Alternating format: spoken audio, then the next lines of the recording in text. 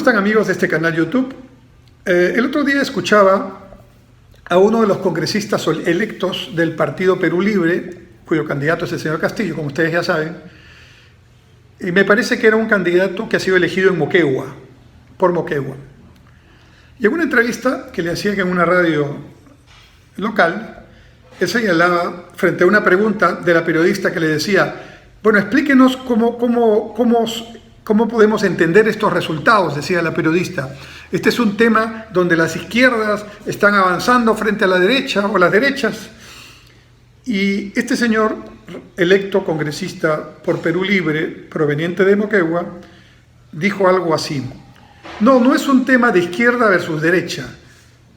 Es un tema, cito, entre provincianos y la burguesía limeña. Es el reclamo de la provincia, nos quería decir el señor congresista electo. Yo me ponía a pensar, la provincia versus la burguesía limeña. Y yo trataba de ver quiénes conforman la burguesía limeña. Y entonces me encuentro con una cifra, con una estructura poblacional en Lima, que hace un tiempo fue estratificada por Rolando Arellano, conocido hombre de marketing que hace muchas publicaciones importantes. Y él nos decía que en Lima la población más o menos está dividida de esta forma. 25% son limeños, o sea, limeños nacidos en Lima de padres limeños. 25% son provincianos de primera generación, o sea, provincianos que han nacido en la provincia y que han venido a vivir a Lima. Y 50% somos, me incluyo, provincianos de segunda generación. Es decir, somos personas que hemos nacido en Lima, pero nuestros padres son o han sido provincianos. Es mi caso, papá arequipeño, mamá loretana. Y yo nací en Lima. Tengo todas las sangres, como diría Arguedas. Bueno, y entonces volviendo a este congresista electo que decía que el tema hay que entenderlo como la lucha entre las provincias y la burguesía limeña. Y entonces, ¿qué burguesía limeña? La burguesía limeña, la burguesía que vive en Lima, pero que es fundamentalmente provinciana. 75% de los que vivimos en Lima y Callao, agregaría, somos provincianos de primera o segunda generación. Es decir, 7 de cada 10, más o menos, habitantes de Lima y Callao, somos provincianos. ¿Dónde está la burguesía limeña? Sino conformada, en buena parte, por representantes de diversas provincias que emigraron hace un tiempo a la capital de la República. Pero hay un segundo tema. Me preguntaba también a propósito de declaraciones como esta y declaraciones también que le he escuchado al señor Castillo, el candidato de Perú Libre, polarizar un poco, ¿no? Aquí están los pobres, aquí están los marginados y al otro lado están los que, digamos, están permanentemente enriqueciéndose, etc. Y creo que hay un error de percepción del señor Castillo, de los señores parlamentarios electos por su partido, de pensar que en el Perú lo que hay es una lucha de clases. Claro, no puede ser de otra manera cuando tienen un pensamiento marxista declarado en su plan de gobierno. Pero la pregunta aquí es, ¿estamos en una situación de proletariado y de burguesía industrial en el Perú? ¿Saben cuántos son los trabajadores afiliados a sindicatos y federaciones y confederaciones de trabajadores con respecto a la PEA, a la población económicamente activa o fuerza laboral? ¿Saben cuánto significa todas las confederaciones, sindicatos habidas y por haber? ¿No? Y que por supuesto están muy bien que existan, pero son apenas el 10% de la fuerza laboral. En otras palabras, 1 de cada 10 trabajadores estaría en la categoría de ese proletariado que está sindicalizado o confederado en alguna rama industrial o actividad productiva o de servicios. Entonces, ¿dónde está el 90%? En el emprendimiento llamado informal. En el emprendimiento.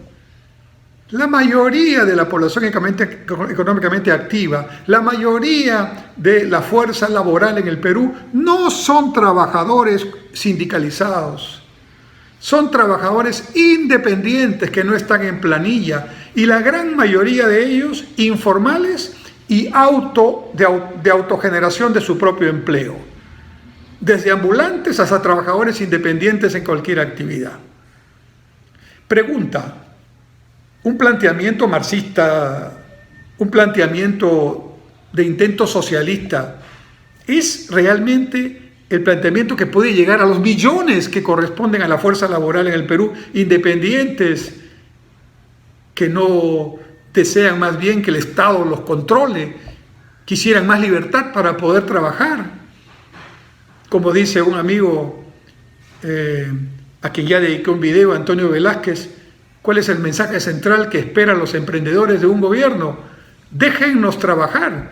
Un mensaje muy diferente al que plantean el Partido Perú Libre, el señor Castillo y otras personas que están en esa línea, tratando de implementar como un modelo para realidades que no son la peruana y de un espacio-tiempo que ya pasó, que ya fue superada por la realidad y que muchos países ya ni siquiera la consideran como posibilidad.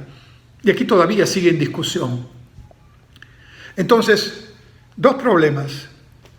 Los provincianos no están en las provincias solamente, están mayoritariamente en las principales ciudades y aquí en Lima y Callao, como lo he mencionado citando a Arellano.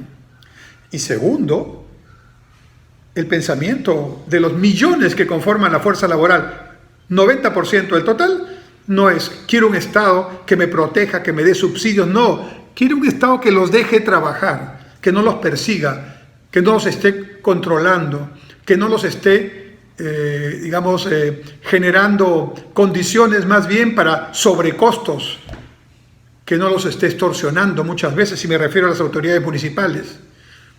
Eso es lo que quiere el emprendedor. Y ahí se equivocó una buena parte de la llamada izquierda radical y el pensamiento del señor Castillo y de algunos de sus congresistas, por lo que estamos escuchando, está en esa línea, equivocada completamente.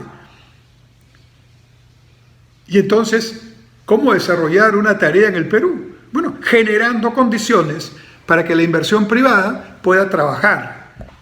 Y la inversión privada no solamente es Telefónica, Southern o alguna empresa de otro sector grande, extranjera o peruana, ¿no? La inversión privada es la de ese señor que está en la calle con un capital de 100 o 200 soles tratando de vender para ganarse el día y llevar su comida a la casa.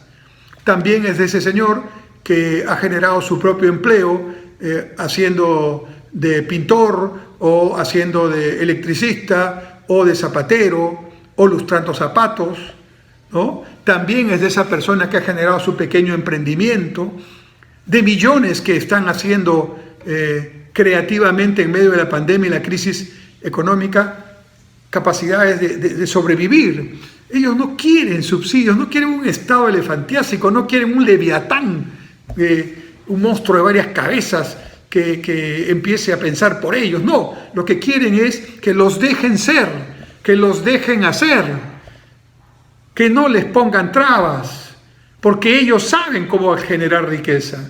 No quieren que el Estado les diga cómo hacer las cosas. Lo que quieren es que el Estado no los moleste para hacer las cosas, para generar la riqueza, para generar el empleo, para generar inversiones.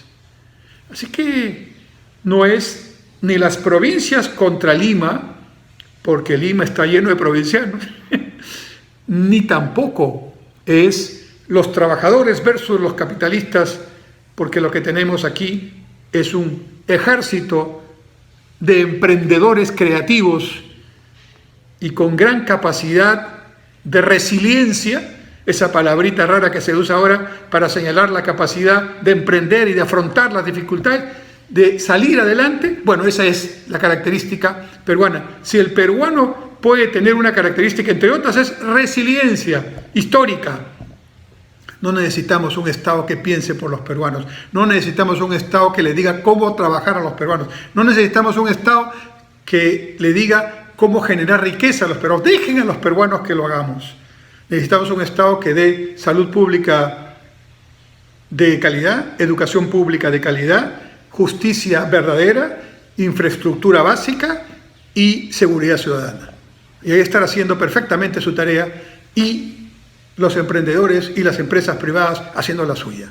Por ahí está el asunto. Así que este dilema que he escuchado al congresista electo de Perú Libre es un falso dilema. Gracias.